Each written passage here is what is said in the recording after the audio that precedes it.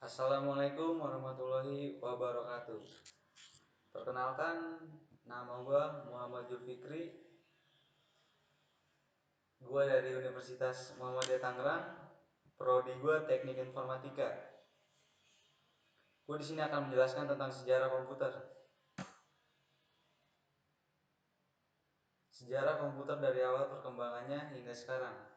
Perangkat komputer bisa digunakan sebagai komputer, merupakan perangkat yang saat ini banyak dipakai di kehidupan sehari-hari. Dengan adanya membantu aktivitas dari manusia, sehingga memudahkan semua pekerjaan. Sejarah komputer pun terus berkembang setiap waktu hingga sampai kita rasakan sekarang ini. Hal ini memang telah terbukti dengan digunakannya komputer, apalagi di setiap lini kehidupan pada zaman sekarang. Tidak dapat dipungkiri memang, manusia sekarang akan lebih cenderung bergantung terhadap komputer di setiap kegiatannya. Akan tetapi, proses perkembangan dari komputer tidak serta merata canggih karena ada tahapannya. Komputer sekarang memang telah jauh berbeda dengan komputer terdahulu, mulai dari segi bentuk, kinerja, hingga komponen yang dipakai. Sebab komputer terdahulu memiliki ukuran yang bisa menghabiskan satu ruangan.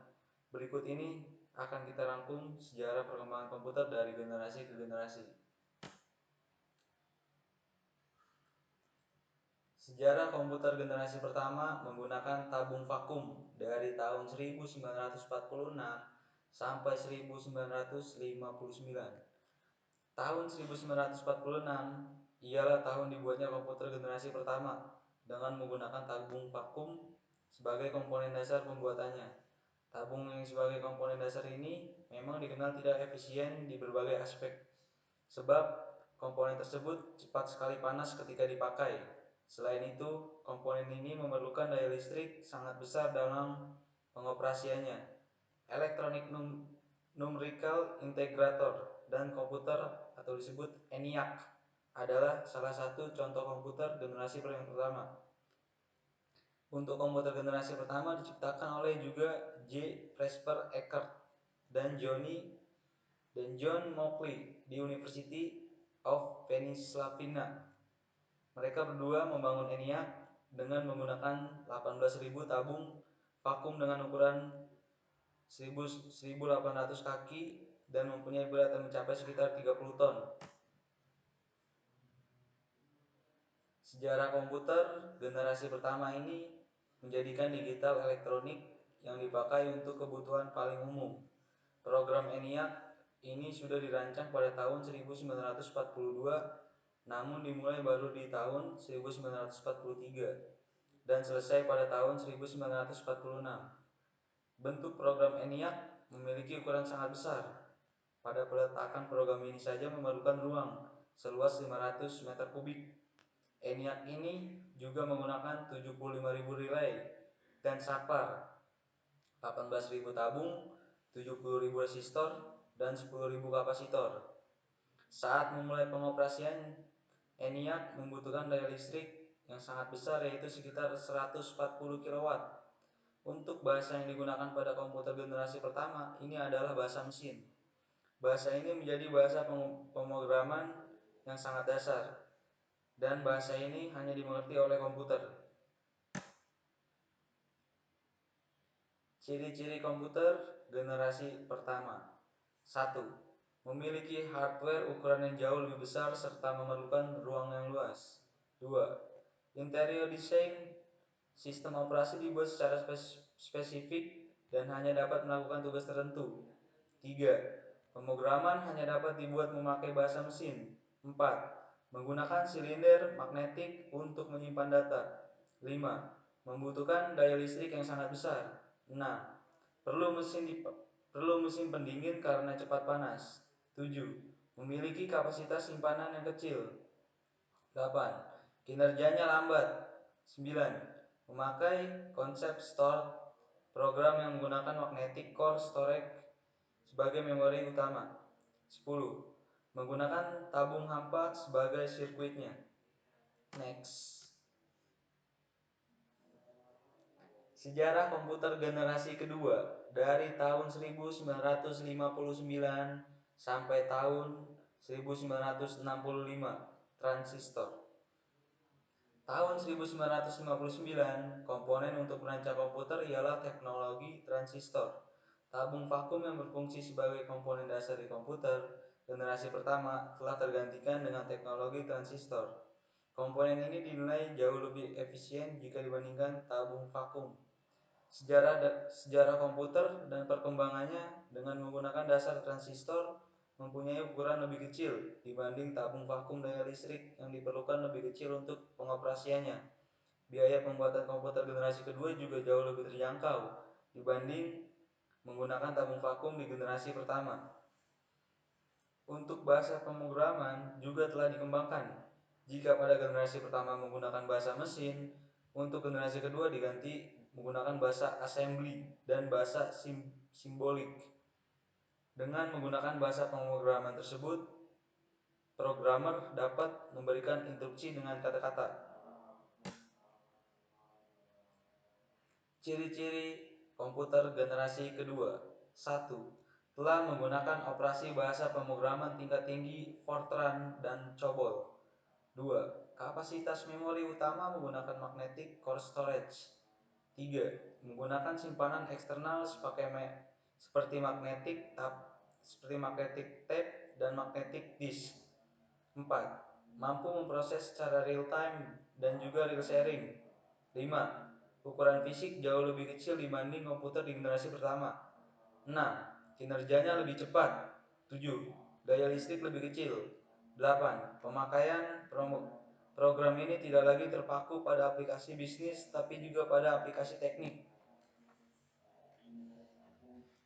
Sejarah komputer generasi ketiga. Integrated Circuit. Dari tahun 1965 sampai tahun 1971. Generasi komputer ketiga dimulai pada tahun 1965, di mana pada masa itu komputer ini dibuat menggunakan integrated circuit atau disebut IC. Teknologi ini menggeser fungsi transistor sebagai komponen dasar komputer. Namun transistor masih tetap digunakan, akan tetap ukurannya lebih diperkecil. Beberapa transistor yang berukuran kecil tersebut dimasukkan di IC bersama dengan resistor dan kapasitor. Komputer generasi ketiga ini menjadi yang pertama yang dapat membuat operator berinteraksi menggunakan keyboard dan monitor dengan tampilan sistem operasi. Selain itu, komputer ini menghabiskan biaya yang lebih murah sehingga dapat dijangkau masyarakat umum. Komputer generasi ketiga merupakan perkembangan melalui tahap yang sangat pesat dari komputer terdahulu. Komputer generasi ketiga ini muncul pada era tahun 1964 sampai tahun 1970. Dalam penggunaannya, transistor membuat kinerja komputer cepat panas, sehingga komputer generasi kedua mulai ditinggalkan. Ciri-ciri komputer generasi ketiga. 1. Listrik yang digunakan lebih hemat. 2. Software akan lebih meningkat. 3. Harga kian terjangkau. 4. Memori memiliki kapasitas yang lebih besar. 5. Kecepatan menggunakan IC sehingga kinerja komputer lebih cepat. 6. Memiliki kecepatan 10.000 kali lebih cepat dibanding generasi pertama. 7. Komputer sudah dapat melakukan multiprocessing. 8. Komputer sudah memakai visual display dan dapat mengeluarkan suara. 9. Menggunakan penyimpanan luar seperti disket magnetik. 10. Mampu melakukan komunikasi dengan komputer lain. Next. Komputer generasi keempat atau disebut mikroprosesor. Pada tahun 1971 sampai sekarang, komputer yang kita pakai pada saat ini merupakan komputer generasi keempat, di mana generasi keempat ini dibuat dengan menggunakan komponen dasar bernama mikroprosesor. Chip mikroprosesor memiliki ribuan transistor dan beberapa macam elemen sirkuit yang mana saling terhubung menjadi satu. Intel menjadi sebuah perusahaan yang paling berpengaruh terhadap perkembangan chip mikroprosesor karena mereka berhasil menciptakan Intel 4004 yang merupakan cikal bakal perkembangan komputer. Perusahaan dari Intel berhasil menggantikan perangkat komputer yang memiliki ukuran yang besar menjadi sangat kecil, sehingga membuatnya menjadi lebih efisien. Pada tahun 1971, IBM menciptakan komputer yang didesain khusus untuk kalangan rumahan, sedangkan Apple mempublikasikan Macintosh pertama kali pada tahun 1984, sebuah sistem operasi untuk dapat dijalankan dari perangkat komputer. Ciri-ciri komputer generasi keempat dalam menggunakan LSI atau Large Scale Integration. 2. Dapat dikembangkan dengan memakai semikonduktor dan mikroprosesor yang berbentuk seperti chip untuk memorinya. 3. Dipasarkan juga pada sektor perorangan. 4. Selalu muncul komputer terbaru yang lebih efisien dan mudah dibawa kemana-mana seperti laptop. Komputer generasi kelima atau disebut artificial intelligence dari sekarang sampai masa depan. Pada generasi kelima ini sebenarnya masih tahap pembangunan, di mana generasi ini akan mempunyai teknologi yang dibuat dengan berdasarkan kecerdasan buatan artificial intelligence. Pengembangan komputer generasi kelima ini bertujuan untuk dapat menghasilkan perangkat komputer yang dapat merespon, menggunakan bahasa yang dapat digunakan manusia. Tidak cukup sampai di situ, komputer generasi ini diharapkan dapat mempelajari lingkungan di sekitarnya, serta dapat menyesuaikan dirinya sendiri. Ciri-ciri komputer generasi kelima. Komputer masih menggunakan teknologi LSI namun akan mempunyai banyak pengembangan. Memiliki fitur yang terus berkembang setiap tahunnya. Semakin cepat dalam pemrosesan informasi. Komputer memiliki kemampuan untuk mendengar, berbicara, melihat, berbicara, dan pastinya lebih canggih lagi. Bahkan dapat memberikan kesimpulan layaknya manusia. Ya, sekian dari presentasi gua. Wassalamualaikum warahmatullahi wabarakatuh.